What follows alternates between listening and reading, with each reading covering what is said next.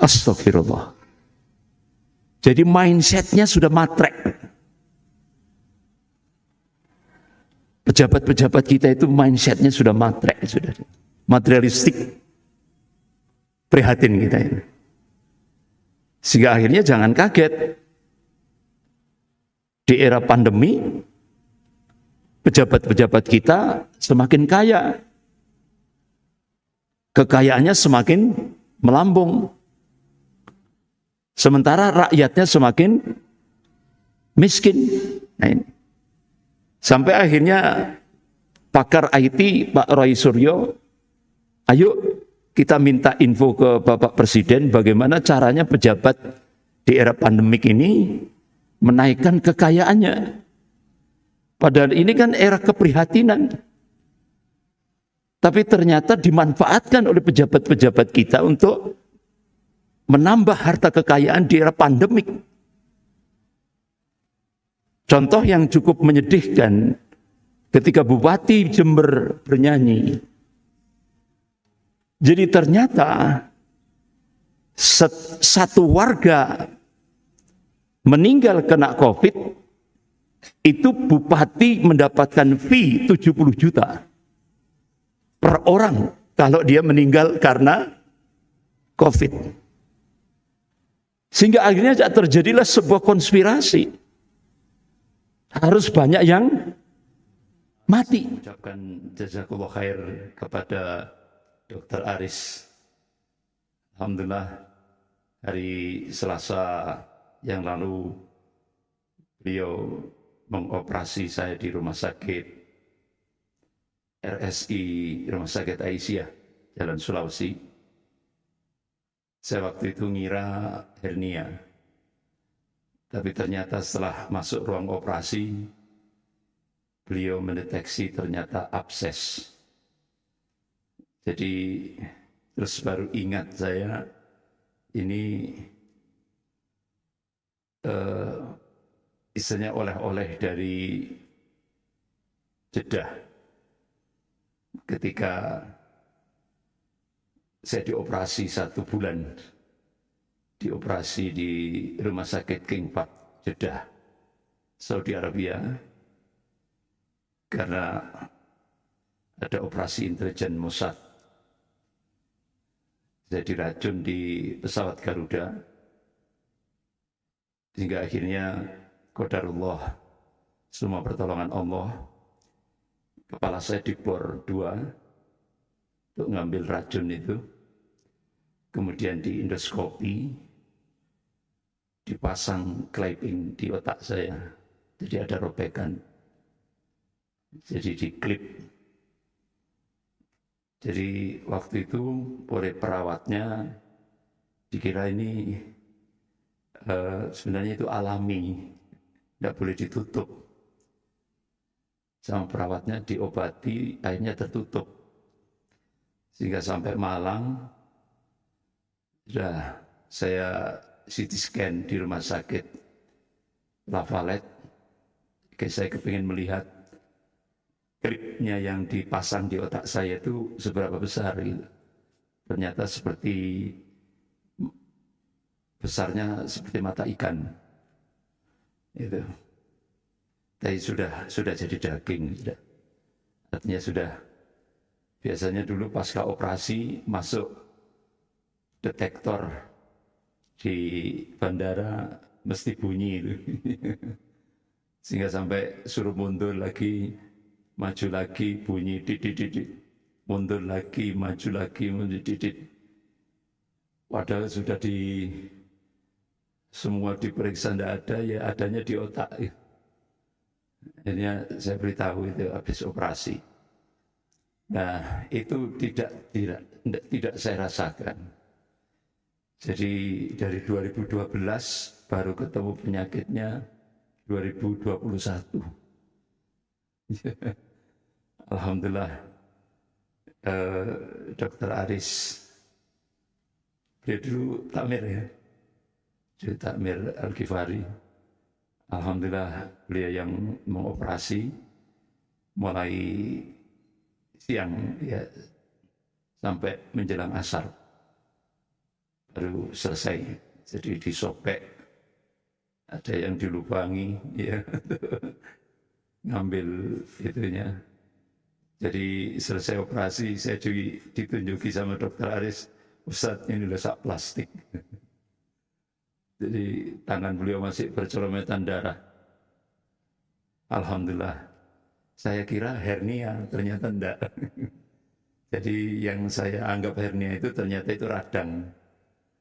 Jadi bukan hernia, tapi abses. Jadi sekali lagi saya ucapkan jazakallah khair pada Dr. Aris, sehingga kemarin sempat 1 minggu lebih recovery, sehingga Kamis kedua kemarin libur. Kamis kedua kemarin libur di sini, baru Kamis ketiga ini baru mulai aktif kembali. Tapi sebelum operasi itu, padahal sudah nahan sakit luar biasa. Tapi karena sudah kadung janji, ada rombongan bakti sosial di lereng Gunung Semeru. Lereng Gunung Semeru, tidak tahunya ujian paling akhir, hari Ahadnya, jadi Senin masuk rumah sakit, hari Ahadnya, sudah kadung janji, tapi saya tidak nyangka kok kambuh kembali waktu sebelum operasi itu. Sehingga sudah kadung janji, akhirnya saya pakai untuk nahan sakitnya itu pakai karet gitu ya, pakai celana karet. Sehingga di pondok pesantren di Ujon, dan sudah saya kadang janji akan menyelesaikan 197 slide. Berarti 2 session. Mulai ba'da zuhur sampai menjelang asar, baru sholat asar, ba'da asar sampai menjelang maghrib. Baru selesai. Alhamdulillah, tentang pergerakan komunis di Indonesia. Alhamdulillah selesai ujian terakhir, sudah menjelang masuk rumah sakit. Alhamdulillah Allah beri kemudahan waktu operasi. Bapak-bapak, ibu-ibu, ikhwani wa akhwatillah rahimakumullah. Kita lanjutkan pembahasan kita tentang Taliban yang sempat terhenti sampai di sini ya kemarin ya, terakhir itu video ini. Terakhir, pembahasan kita terakhir kemarin. Jadi kita cukup prihatin terhadap statement pejabat-pejabat di Indonesia ketika Taliban berhasil mengalahkan kekuatan adidaya yang kedua, yaitu Amerika bersama sekutunya dan NATO, ditambah Rusia waktu itu. Gabungan NATO, Amerika, dan Rusia hasil tidak kalahkan oleh Taliban. Otomatis itu kan memerdekakan negaranya sendiri. Itu. Tapi anehnya pejabat-pejabat di Indonesia ini sewot semua. Ya. Apa sewotnya? Hati-hati. Kemenangan Taliban akan memicu gerakan radikalisasi di Indonesia. Sehingga akhirnya murid-murid Syekh Abdul Azam rahimahullah ditangkapi semua, ratusan itu di Indonesia, termasuk di Malang. Termasuk yang di Malang. Ratusan ditangkap semuanya. Ketakutan, paranoid. Tapi anehnya kemarin, ekspor Indonesia ke Afghanistan naik drastis 351% lebih.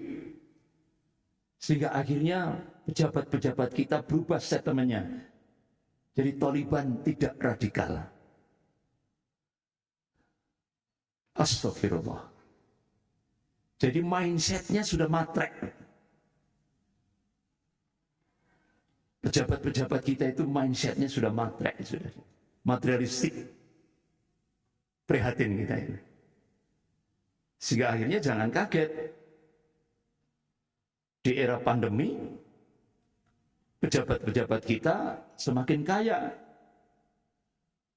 kekayaannya semakin melambung, sementara rakyatnya semakin miskin. Nah, sampai akhirnya pakar IT Pak Roy Suryo, ayo kita minta info ke Bapak Presiden bagaimana caranya pejabat di era pandemik ini menaikkan kekayaannya. Padahal ini kan era keprihatinan. Tapi ternyata dimanfaatkan oleh pejabat-pejabat kita untuk menambah harta kekayaan di era pandemik. Contoh yang cukup menyedihkan ketika Bupati Jember bernyanyi. Jadi ternyata satu warga meninggal kena COVID, itu bupati mendapatkan fee 70 juta per orang kalau dia meninggal karena COVID. Sehingga akhirnya terjadilah sebuah konspirasi. Harus banyak yang mati. Sehingga akhirnya wali kota kita Pak Setiaji, beliau punya prinsip jangan sampai, artinya mempertahankan kehidupan. Sehingga ketika Luhut datang ke Malang, tersingkir itu Pak Setiaji. Karena dianggap tidak sesuai dengan kebijakan pusat. Jadi wali kota kita mempertahankan jangan sampai ada yang mati. Iya kan? Itu. Astagfirullah. Inilah zaman edan. Nek ora edan, ora keteman ya. Ini sudah zaman terbalik semuanya. Contoh lagi. Ini sudah DPO KPK. Ya kan? Sudah masuk DPO KPK. Buron. Yang merugikan keuangan negara. Yang nangkap diberi sanksi. Yang nangkap itu diberi sanksi, dipecat. Sementara yang ditangkap bebas. Astagfirullah. Inilah Indonesia zaman now. Astagfirullah, kita prihatin. Dan ini jangan diteruskan seperti ini.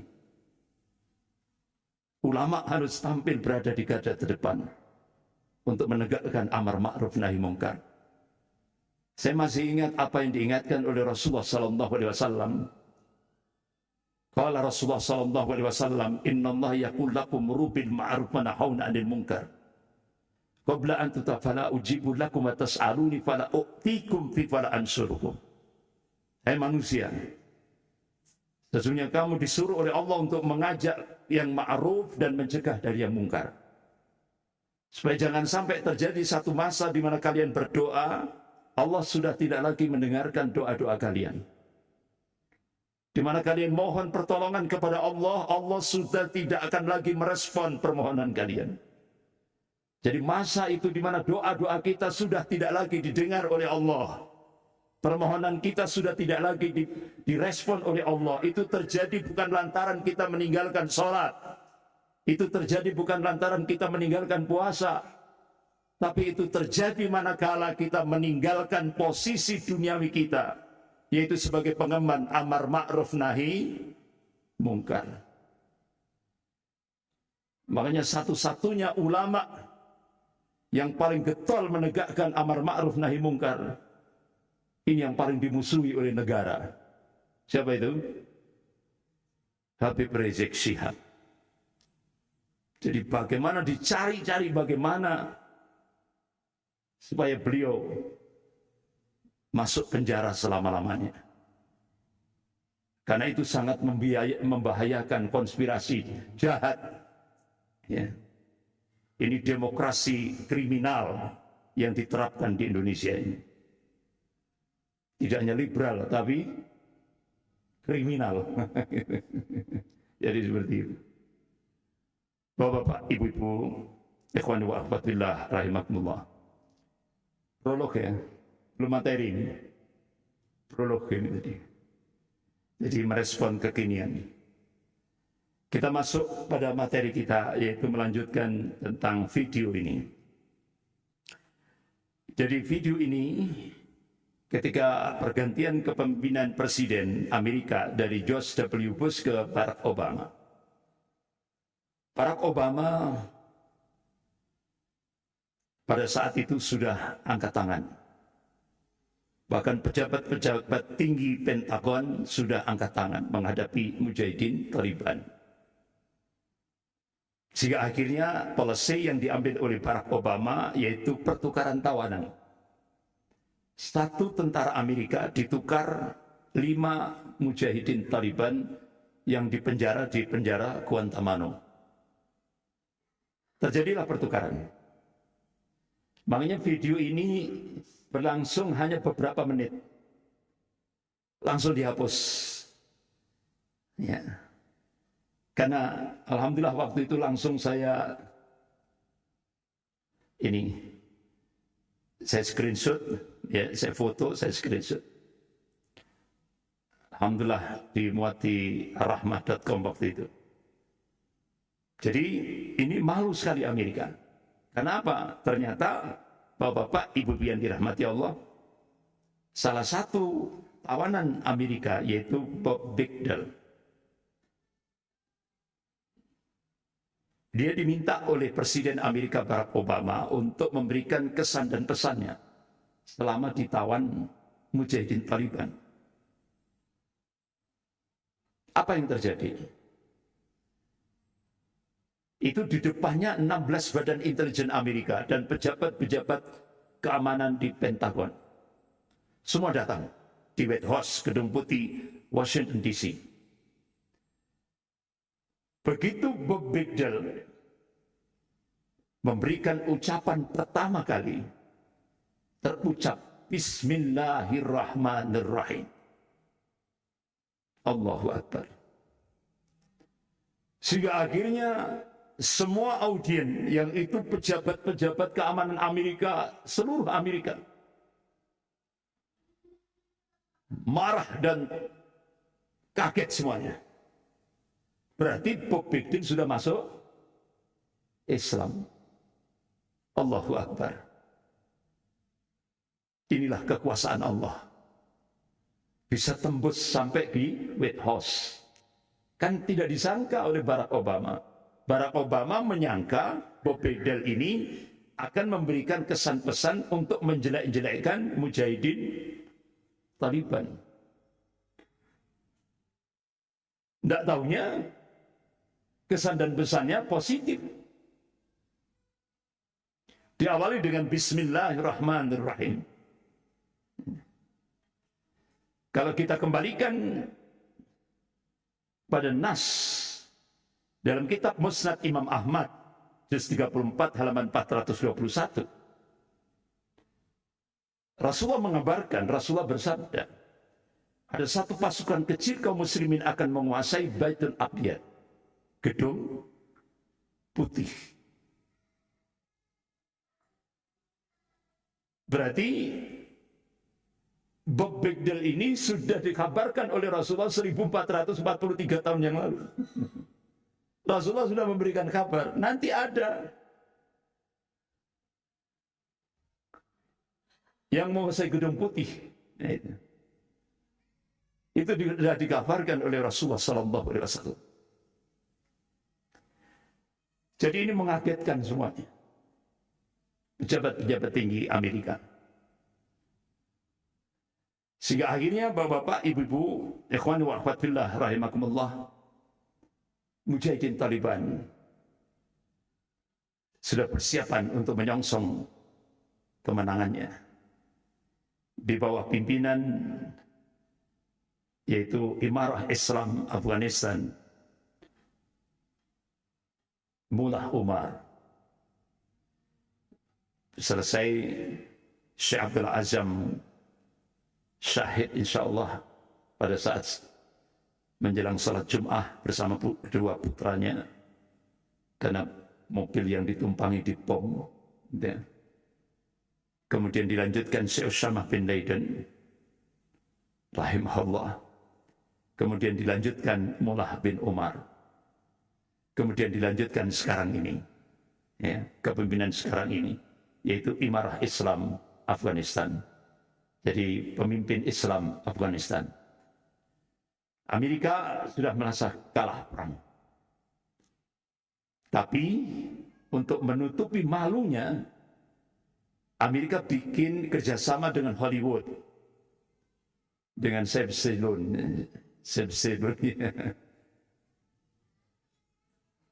Bikin Rambo kedua. Rambo pertama Vietnam. Jadi di Vietnam, Amerika kalah di lapangan, tapi menang di film. Termasuk Afghanistan. Amerika kalah di Afghanistan di lapangan, tapi di film menang. Yaitu tokohnya Rambo. Rambo kedua. Ya. Jadi inilah kekuatan. Makanya kan orang-orang Yahudi itu punya prinsip untuk menguasai dunia di era modern sekarang ini, kuasai 3 kekuatan. Yang pertama, media informasi. Yang kedua, kekuatan lobby. Ini pengaruhnya luar biasa. Kekuatan lobby ini luar biasa. Kemudian public relation. 3-tiganya sudah dikuasai oleh Zionisme Yahudi internasional. Termasuk di Indonesia. Coba, selevel pengurus Majelis Ulama Indonesia Pusat bisa dijebol dengan kekuatan lobby Yahudi yang ada di Australia. Profesor Ibn Sarah itu. Dia berhasil direkrut ke Australia oleh kekuatan lobby Yahudi, kemudian langsung diterbangkan ke Israel, dipertemukan dengan Presiden Israel dan Perdana Menteri Israel Benjamin Netanyahu. Itu dengan kekuatan lobby. Jadi lembaga MUI pusat bisa jebol oleh kekuatan lobby Yahudi. Lewat lobby Yahudi yang ada di Australia. Ya. Begitu juga PBNU juga jebol. Ya, waktu itu yang direkrut adalah Kiai Haji Yahya Stakuf. Jadi kakaknya Menteri Agama sekarang ini. Kakaknya. Kalau adiknya yang jadi Menteri Agama itu siapa namanya? Yakut. Ya. Kalau kakaknya Kiai Haji Yahya Stakuf. Akhirnya Profesor Said Agil Sirat waktu itu memberikan statement, Kiai Haji Yahya ini tidak atas nama lembaga PBNU. Tapi pemuda-pemuda Islam di Indonesia ini tidak bisa dikadali, Pak. Apalagi sekarang era digital. Langsung dibuka linknya, keluar undangannya itu. 2 bahasa. Satu berbahasa Inggris, satu berbahasa Ibrani. Nah setelah dibuka bahasa Inggrisnya ternyata resmi. Israel mengundang sekjen PBNU. Jebol lewat kekuatan lobby. Sehingga akhirnya apa yang terjadi? Jadi sekjen PBNU disambut dengan konser musik terbesar yang belum pernah terjadi di Israel. Nyambut sekjen PBNU. Disambut dengan konser musik. Sehingga akhirnya dari kedatangan sekjen PBNU itu dijadikan legitimasi oleh pemerintah Israel di bawah pemerintahan Benjamin Netanyahu untuk menjajah Palestina. Jadi secara sepihak Israel menyatakan menjajah Palestina itu atas dukungan PBNU. Jadi di sepihak, di fait accompli. Ya itulah bodohnya kita. Kok mau-maunya itu. Ya itu. Itulah kekuatan besarnya kekuatan lobby. Termasuk MUI tadi, Profesor Ibn Sarah. Nah, jadi Luar biasa Yahudi. Termasuk untuk nutupi malu kekalahan Amerika ini kan, Yahudi mencoba bikin film Rambo kedua ini. Jadi lewat pokok ini, ketiga kekuatan ini. Media informasi, kekuatan lobby, dan public relation.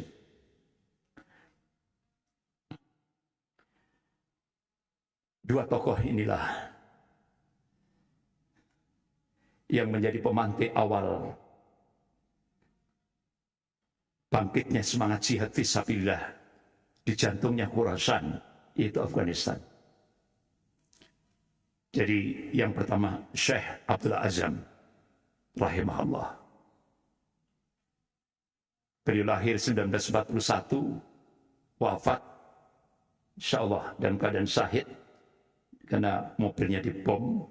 Itu tahun 1989. Setelah kematian beliau, akhirnya Uni Soviet di bawah pemerintahan Presiden Gorbachev langsung angkat tangan menyatakan kalah menghadapi mujahidin Taliban.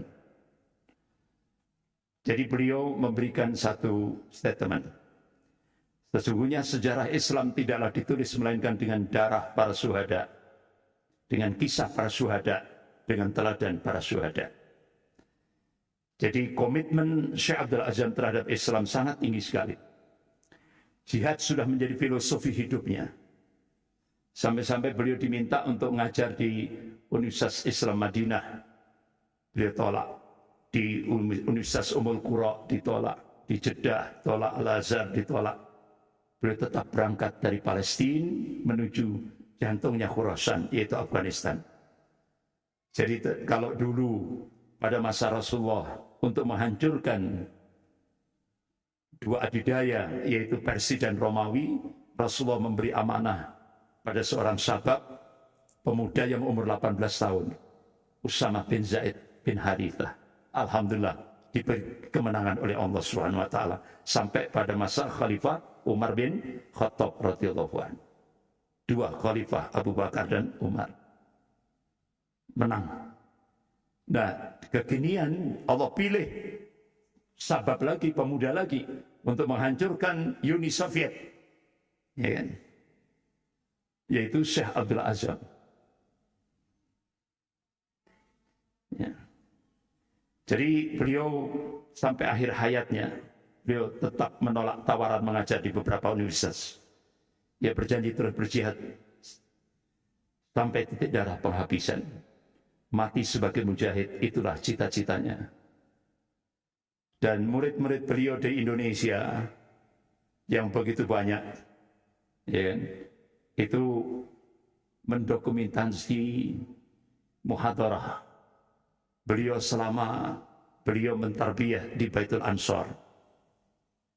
Sehingga jadilah buku ini ada dibuat kecil-kecil, judulnya Tarbiyah Jihadiyah yang diterbitkan oleh Jazira. Itu 16 jilid. Kecil-kecil ya. Ada yang tebal-tebal, itu 3 jilid. Yang tebal-tebal. Ya ini 3 jilid ini, jilid 1, 2, 3. Terus ada yang dibuat kecil, ya kan? Dibuat lebih tipis lagi, itu 16 jilid. Masya Allah, itu muhadarah beliau. Langsung selama peperangan menghadapi Uni Soviet, beliau terus melakukan tarbiyah jihadiyah kepada mujahidin seluruh dunia, termasuk dari Indonesia. Ya, yang sekarang murid-muridnya ditangkapi semua. Ya. Oleh Densus 88 masuk di Malang. Bapak-bapak, ibu-ibu yang dirahmati Allah, beliau seringkali memberikan statement jihad bukan terorisme. Beda sekali. Sangat berbeda. Sampai beliau memberikan satu ungkapan, apakah mereka bisa mengembalikan sejengkal saja dari tanah Palestina hanya dengan ucapan-ucapan kosong belaka? Sesungguhnya dinullah, ad-dinul Islam ini tidak akan menang hanya dengan omong kosong belaka. Dan negeri-negeri Islam juga tidak akan terjaga hanya dengan pantun, lagu, dan syair, serta lainnya. Makanya jihad, itulah solusi. Dan itu yang dicontohkan oleh Rasulullah kan dua, dakwah dan jihad. Tidak ada yang lain. Dakwah dan jihad. Itu yang dicontohkan oleh Rasulullah SAW. Sampai beliau juga menuliskan sejarah Islam tidaklah tertulis kecuali dengan dua warna tinta. Tinta warna hitam yang ditorehkan dan tinta para ulama. Ya, tinta warna hitam yang ditorehkan oleh tinta para ulama dan tinta warna merah yang ditorehkan oleh darah para syuhada. Ini.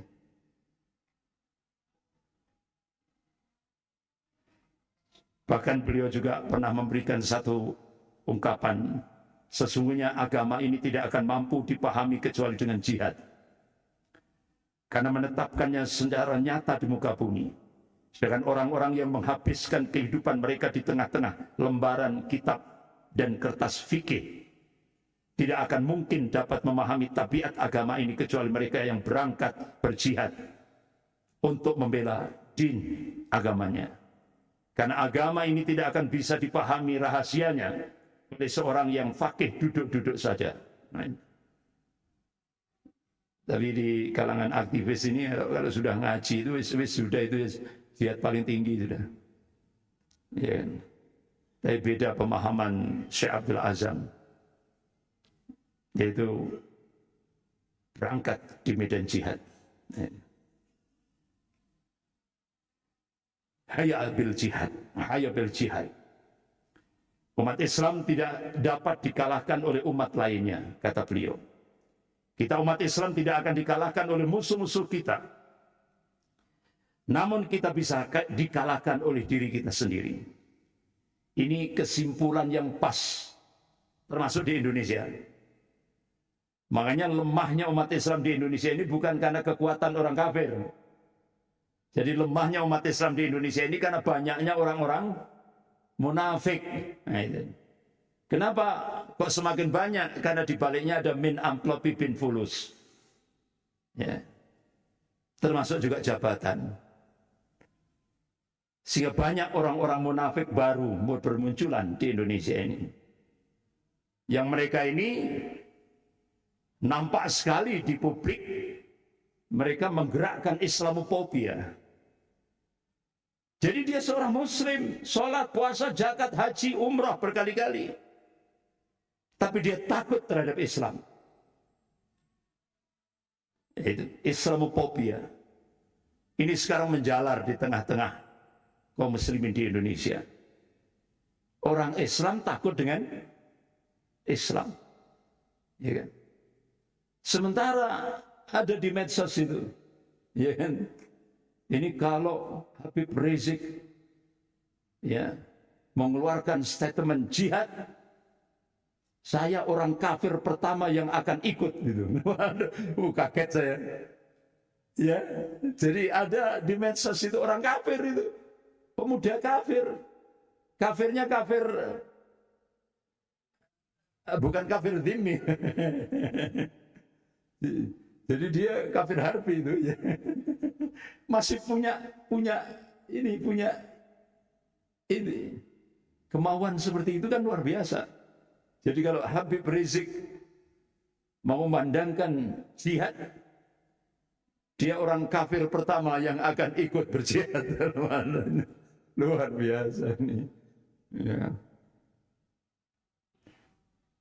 Jihad tidak boleh ditinggalkan sampai hanya Allah saja yang disembah, diibadahi. Jihad akan terus berlangsung sampai kalimat Allah ditinggikan. Jihad sampai semua orang tertindas dibebaskan. Jihad untuk melindungi kehormatan kita dan merebut kembali tanah air yang dirampas. Jihad adalah jalan untuk mencapai kejayaan yang abadi. Jihad hanya dengan silah, senjata.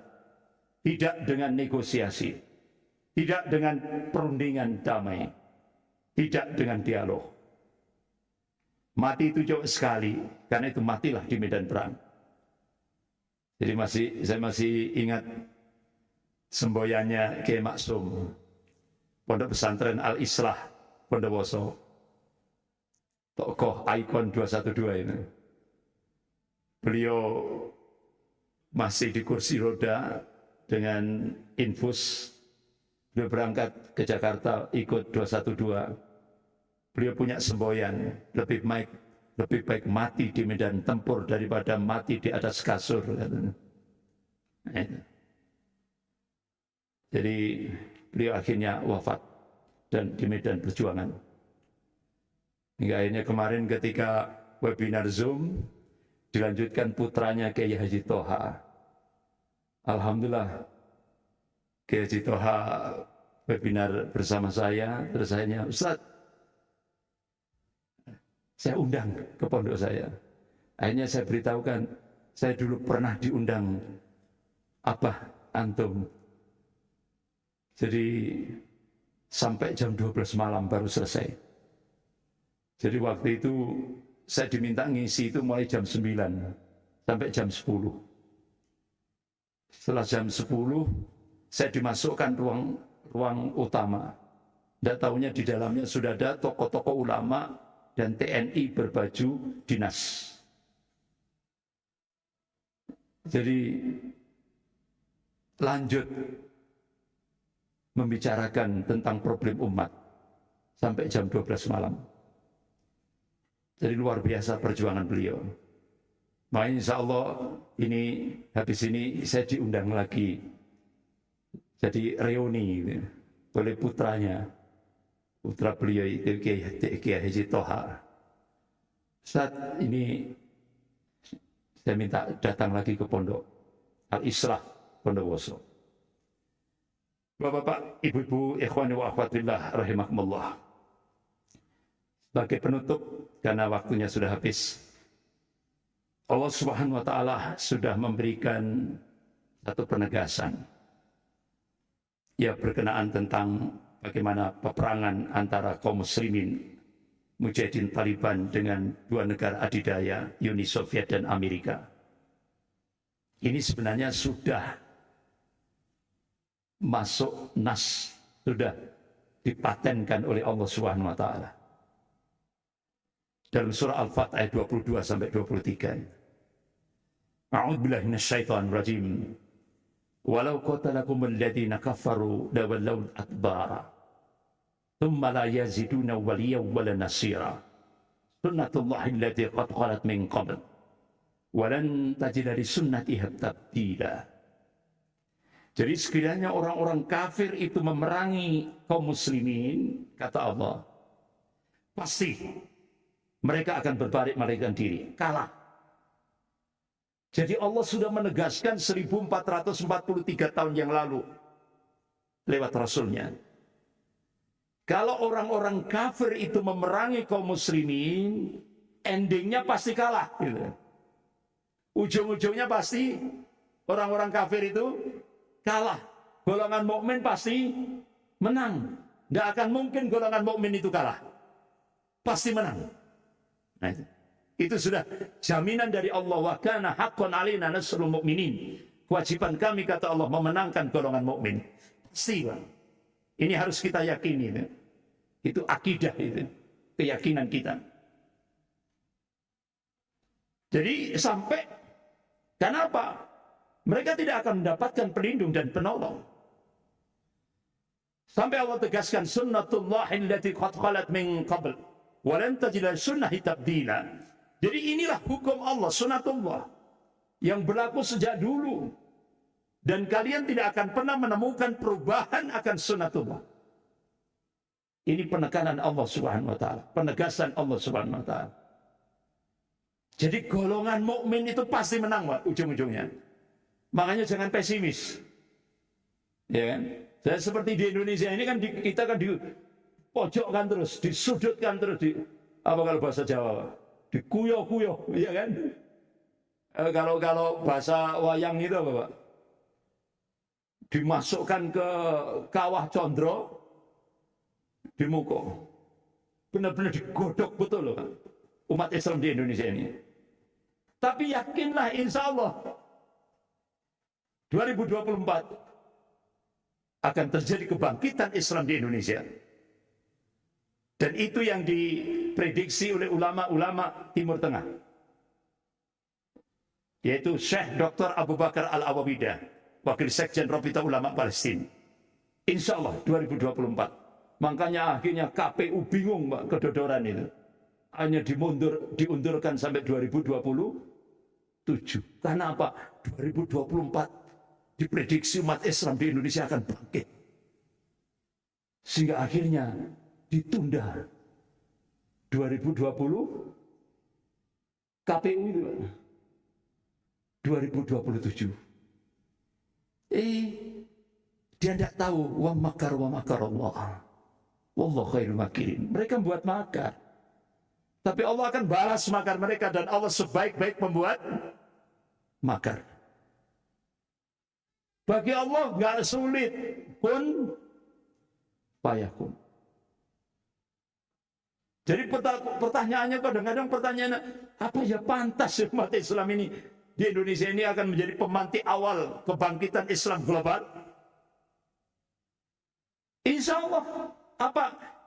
Bagaimana kira-kira kondisi yang melatar belakang? Ya sekarang ini kan Islam, Allah dilecehkan, Rasulullah dilecehkan, Al-Quran dilecehkan, Islam dilecehkan, ulama dikriminalisasi, umat Islam dipojokkan dengan stigma radikal, teror dan sebagainya.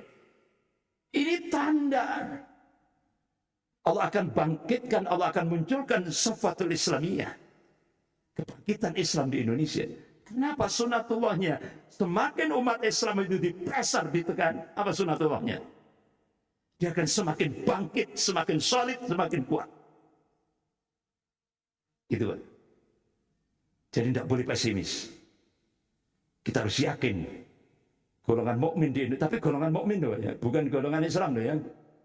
Yang dimenangkan oleh Allah itu golongan mukmin, bukan Islam loh ya. Golongan mukmin berarti kita diperintah oleh Allah untuk memanage supaya menjadi mukmin yang hak, mukmin yang hak. Sekian, lebih kurangnya saya mohon maaf. Astagfirullahaladzim. Subhanakallahumma wa bihamdik, asyhadu an la ilaha illa anta, astaghfiruka wa atubu ilaik. Wabillahi taufiq wal hidayah. Wassalamualaikum warahmatullahi wabarakatuh.